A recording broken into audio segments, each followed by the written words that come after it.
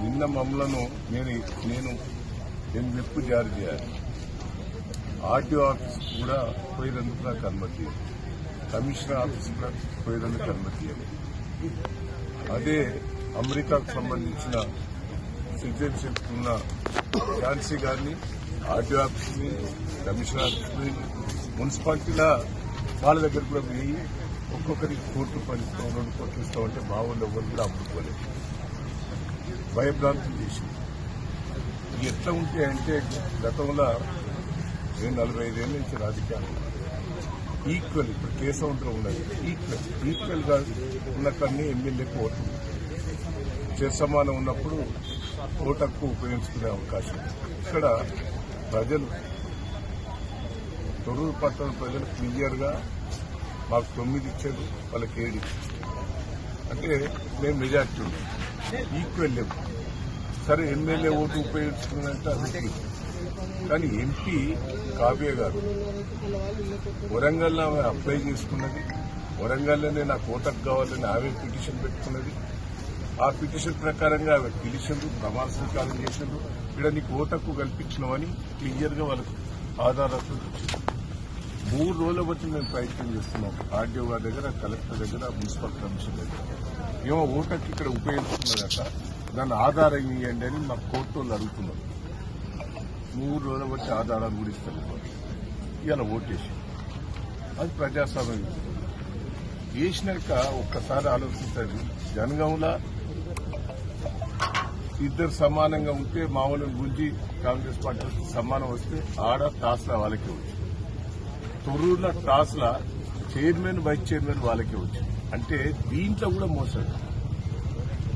ఈ టాస్ పెట్టే కాడ కూడా వాళ్ళ అభ్యర్థుల్ని పేర్లు రాసుకొని వాళ్ళే మొత్తం పెట్టినట్టే మొత్తం కొట్టారు. మళ్ళీ చూపెట్టు అంటే మా వాళ్ళు అడిగితే కూడా చూపెట్టే పరిస్థితి లేదు. ఎట్లా తీసిందనే చూపెట్టారు. అంటే నాకు బాధ అనిపిస్తాను, పక్క ఏడుపు కూడా వస్తుంది. ఏంది ప్రజలు ఇంత మాకు పట్టం కట్టిన తర్వాత ఎందుకు ఇట్లా చేస్తున్నారు ఈ ప్రభుత్వం? మరి అధికారులు ఇట్లా ఎందుకు చేస్తున్నారు? నన్ను తీసుకొచ్చి నన్ను ఎందుకు తీసుకొచ్చింది పోలీస్ స్టేషన్? మా వాళ్ళందరినీ అరెస్ట్ చేసినాడు. అడవులు ఆబ్జెక్షన్ పెట్టేటోళ్ళు, మా చైర్మన్ గా నిలబడ్డ కుటుంబ సభ్యులందరినీ కూడా పట్టుకొచ్చి పోలీస్ స్టేషన్ లో పెట్టినట్టు మా మిస్సెస్ పోలీస్ స్టేషన్ లో అరెస్ట్ చేసి పెట్టారు. నిన్న నన్ను అడిగి రాకుండా చేశారు. నేను తొర్రూరులో నాకు ఇల్లు ఉన్నది, తొర్రూరులో నాకు ఆఫీస్ ఉన్నది. నేను ఎప్పుడు తొర్రూరులో పండుకుంటాను. మొన్న తొర్రూరులో ఆఫీసులో నన్ను ఉంటానంటే కూడా నుంచి తీసుకొచ్చి ఇక్కడ పెట్టారు. నర్సరావుపేట తీసుకొచ్చారు. ఆడ ఝాన్సీ గారికి సిటిజన్షిప్ అమెరికాలో ఉన్నది. ఆమె ఇక్కడ ఇల్లు లేదు, ఏది లేదు, తొర్రూరులో ఆమె బాధాపు ఉన్నది. ఆమె అంటే ఎంత ఘోరం అండి. 45 ఏళ్ల రాజకీయాలలో ఇంత మోసం, ఇంత దగ నేను ఎప్పుడు కూడా చూడలేదు. రాజశేఖర్ రెడ్డి పీరియడ్లో కూడా ఇట్లా ప్రజాస్వామ్య విరుద్ధంగా ఎప్పుడు కూడా చేయలేదు. కానీ ఇప్పుడు ఎందుకో ప్రజాస్వామ్య విరుద్ధంగా నాకు రాజకీయాలలో ఈ కక్ష సాధింపులు చేయటం వల్ల రాజకీయాల్లో ఉండాలన్నా తప్పుకోవాలన్నా ఏంది ఇంత గోస? ఏందండి? ప్రజలు నాకు పట్టం కట్టారు. సర్పంచ్ ఎన్నికలలో మెజార్టీ సీట్లు ఇచ్చారు. నేను 46,000 ఓడిపోతే నాకు 2,000 లీడ్ ఇచ్చిండ్రు సర్పంచ్ ఎన్నికలు. పెద్ద పెద్ద గ్రామ పంచాయతీలని నన్నే గెలిపించారు. ఏదైనా మున్సిపాలిటీ కూడా మెజార్టీ వచ్చింది. ఇంత ప్రజాస్వామ్యంగా వచ్చిన దాన్ని ఇంత దౌర్జన్యంగా చేస్తా నాకైతే బాధ ఉన్నది, నాకు ఏడుపు వస్తున్నది.